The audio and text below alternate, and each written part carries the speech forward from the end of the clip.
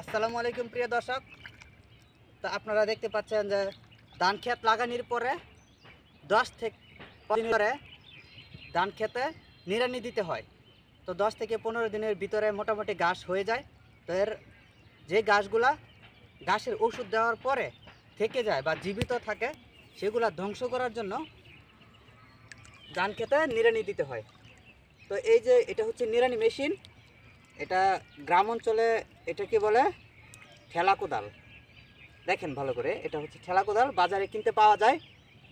আর এটা দিয়ে নিড়ানি দিলে মোটামুটি সব ঘাস একদম পরিষ্কার হয়ে যায়।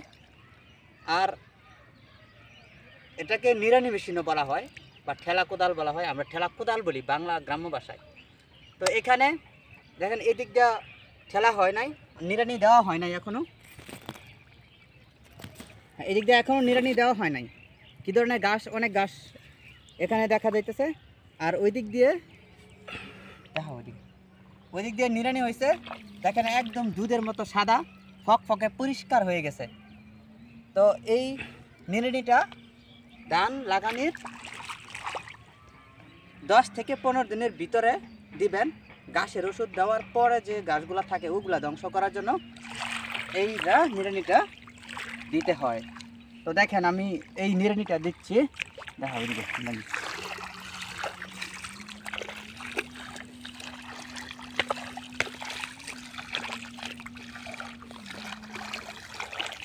আমার কি দেখা দেখেছি।